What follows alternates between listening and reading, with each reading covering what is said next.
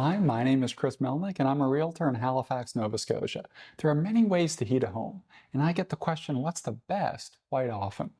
Most of the time, they're asking what's the cheapest, so that's what I'm going to answer in this video. There's electric, oil, propane, natural gas, wood, pellets, and heat pumps.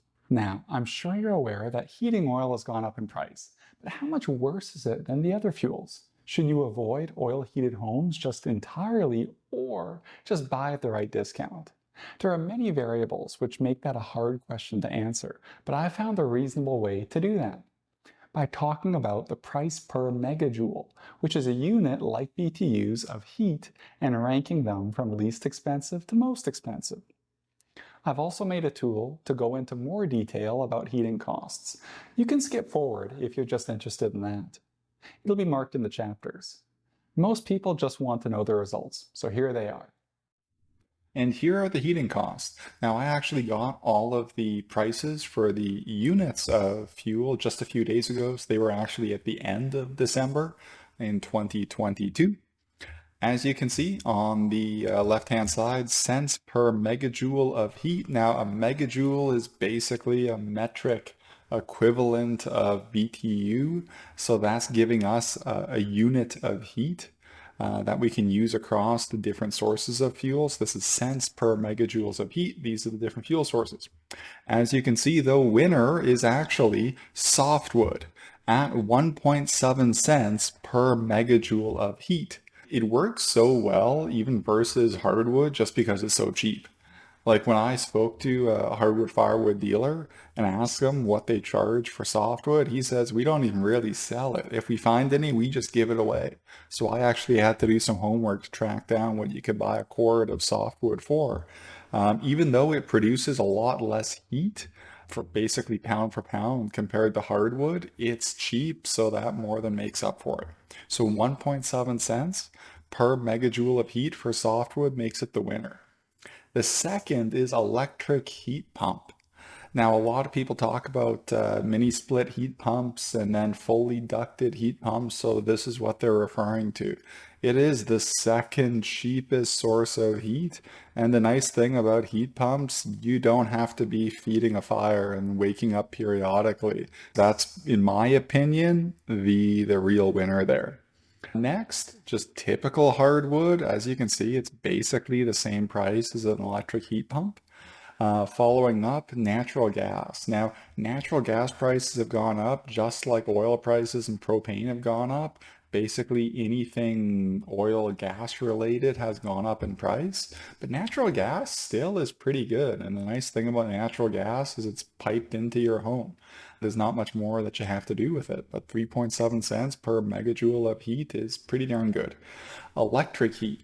Now, electric heat, it was always on the more expensive side. And just to give you an idea or to differentiate this from electric heat pump, this of course just refers to electric baseboards or an electric furnace or an electric boiler. But at least the nice thing about electric heat is that you also don't have to feed a fire, you don't have to worry about any sort of spills, anything like that. You just flick a switch, and even the fixed costs you're already going to be paying because you're going to have electricity in your house anyways for appliances and lights. So 4.5 cents per megajoule of heat is still cheaper than these guys. So next, propane and oil. You don't see propane heat on a home that often, but it's fairly similar to electric. Oil is the most expensive. So basically, this is what everyone thinks, oil being the most expensive. But as you can see, the surprising thing about this chart is that it's not that much more expensive than electric. I mean, it's less than a cent more than electric, so less than 25% more expensive than electric heat. Well, just strictly electric heat. And I mean, realistically, oil prices will probably at least come down a bit eventually. So that's not too far off. Now, there are a whole bunch of nuances with these numbers, but just to give you an idea of how I came up with these. So the price per unit of each of these, they can be found by going to the Nova Scotia Power website or then calling around to different oil companies. I called Wilson's, and that's how I got these different numbers for the prices per unit. And then I went on the Natural Resources Canada website to figure out how many megajoules of heat can be generated by each unit coming in. And then from there, I can figure out the dollar amount, or in this case, cent amount per megajoule of heat. Now, some other nuances are there can be different efficiencies. I chose basically the mid-range efficiency option for each one. Also, with softwood and hardwood, I just chose conventional stoves to burn those. For electric heat, there's only one way to generate electric heat. It's just resistance. So it is by nature 100% efficient. And then electric heat pumps, they actually can vary. There is different ratings on efficiency for heat pumps. So I actually just chose a standard that heat pumps are 1.7 times as efficient compared to electric. And this is also just from Natural Resources Canada. So these numbers are also all open to interpretation. For example, if you have oil heat or natural gas or propane heat, but you have a less efficient unit, those costs will be much, much higher, whereas electric would just stay the same. Because again, there's only one way that you can turn electricity into heat. But with oil, if you have an oil system, potentially it could be 30, 40, 50% less efficient. So then those costs would go way up. But just based on what I mentioned, that natural gas, propane, and oil are going to be on mid-efficiency, newer systems, and softwood and hardwood are going to be burned with conventional stoves. This is the numbers we came up with. What's neat though is that there is another way. If you want to learn more about those nuances or you want more specific answers, I've actually made a heating cost calculator to figure that out. And even if you're watching this at a later point in time in the year 2023, 2025, and these different unit prices will have changed, you can use that calculator to do your own math. But right now, the clear winner is softwood and the big loser is oil. My heating cost calculator can be found on my website at nshome.ca/heating-cost-calculator. I'll also put a link in the description. But here's how it works. Here is our heating cost calculator. As you can see, it's got a whole bunch of boxes, whole bunch of numbers already filled in. So I'm just going to walk you through this to give you a better idea of how it works. Now up top here we have home information. So this is just the general information if you're wondering about estimated yearly costs. So here you would enter in your total livable square feet, known as the TLA. It's listed as the TLA on listing cuts as the default. We've just got in 2,500, but I mean, you can make this 3,000 square feet. You can make it whatever you want. Here's age of the home. So this is also approximate, but the reason this is here is typically newer homes have better insulation properties and use less heat to heat them during the winter. Typically, older homes, in my experience, it's 70s and older, they can have very poor heating properties. That being said, a home could be 100 years old, but renovated in the last 5 years, so that the effective age for insulation properties is much, much newer. You can play around with this. This is fairly arbitrary, but again, this aspect of it is just to give you a rough idea. This is based on my interpretation. The rest of this is actually based on Natural Resources Canada and their information. So going down here, oil heat. So as you can see, there's already a number inputted. This is just the default price. So just a few days ago, I called around to all of these or went on the websites to figure out what one unit of their energy would cost. So when I spoke to Wilson's, they said it was almost $1.81. You can again change this to whatever you want. Different oil companies will have different prices. You just have to be aware that some of them will have services included, like the yearly inspection tune-up sort of thing, and they may charge more for the oil up front because of that. So just keep that in mind, but you can change this to whatever you want. And then here, type of furnace and boiler. Now, these different categories are also straight from Natural Resources Canada. And these are efficiency levels. So if you know your actual efficiency level, you can just effectively match up to whatever one best suits you. But these are the ones they chose. So we're just going to say, okay, new mid efficiency. And in this case, it would do the math, which with the Natural Resources Canada numbers, and that would give you cost per megajoule of oil heat.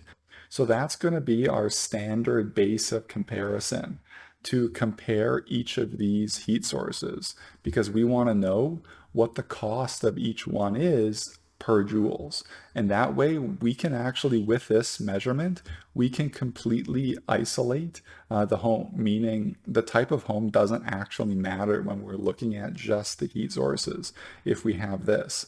Now down here, yearly cost with heating oil, this is why I put this in at the top, because based on what we input, it'll give you a number down here. And again, take this with a grain of salt, because I know a lot of people would say, oh, well, I'm on oil and my costs for my 3,000 square foot home aren't nearly that much. But at the same time, if you have supplementary heat, meaning if you have heat pumps in there, if you have also electric baseboards, some people have propane fireplaces, things like that, they could be a lot less.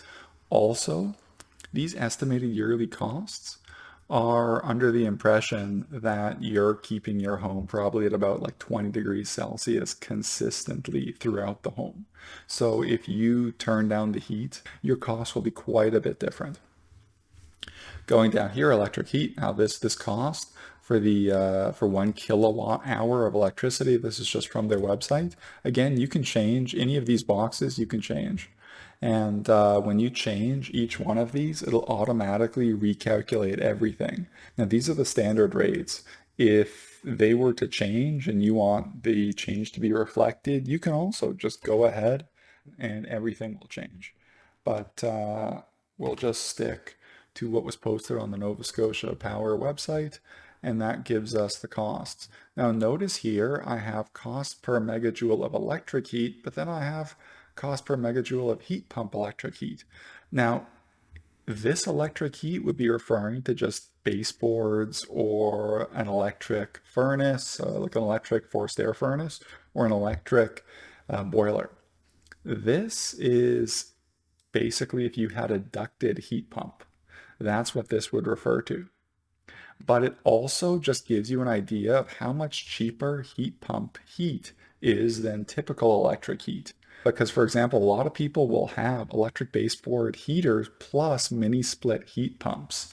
And the mini split heat pumps will do a lot of the work. And as you can see, it makes a lot more sense to have these things on the majority of the time, or doing as much work as possible, because the cost is nearly half.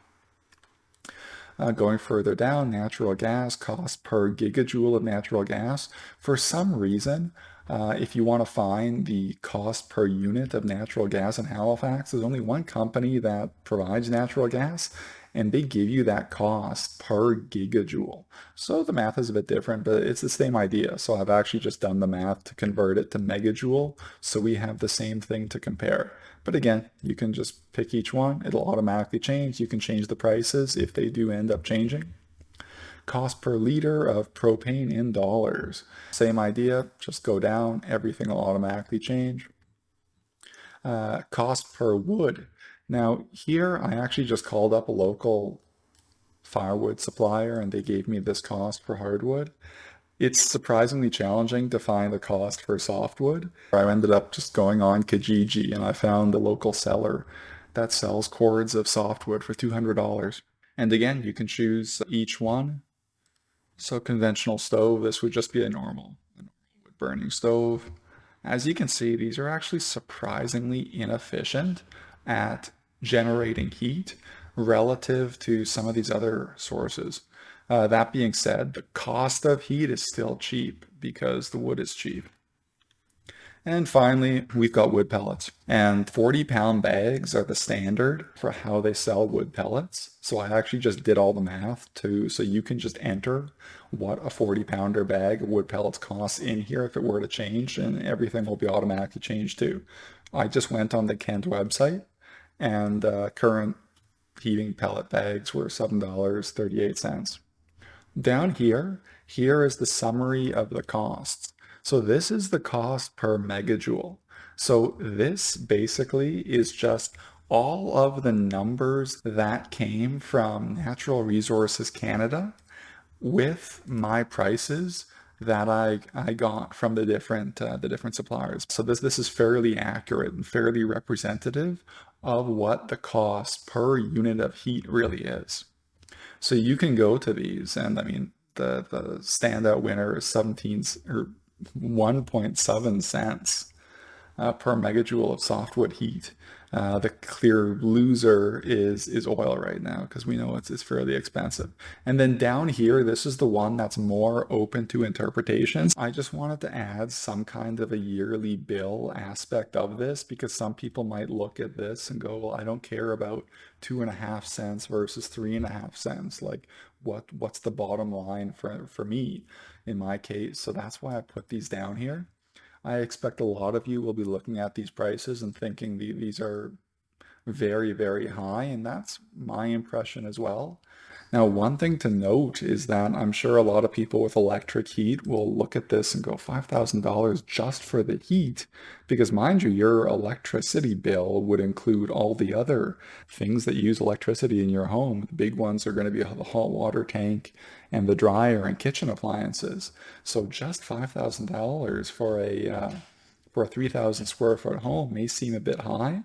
The thing you have to remember is one of the positives with electric heat in a home, especially if you have electric baseboard, is you can individually control it to each room. These numbers are based on heating the entire home, because that's the only real apples to apples comparison that I could make.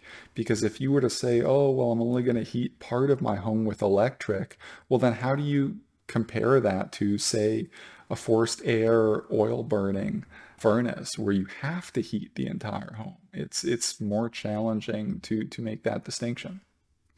Also, a lot of homes will have combinations, so your average will be lower. For example, my home, I have electric baseboards, but I also have a mini split heat pump. But because of that, my cost would effectively be averaged down. And you could have mini split heat pumps, and I'd very much suggest you have mini split heat pumps in addition to other sources of your heat, just to bring the averages down. Hopefully you've gotten some value from this video and this tool. I think one of the most important takeaways is that if you're operating a very efficient oil furnace and have a supplementary heat source, the costs are not as bad as people are making them out to be. Many homes currently on the market have been stigmatized because they're oil, but at the right price, they could be quite the deal. If you'd like to contact me, my information is in the description. Goodbye.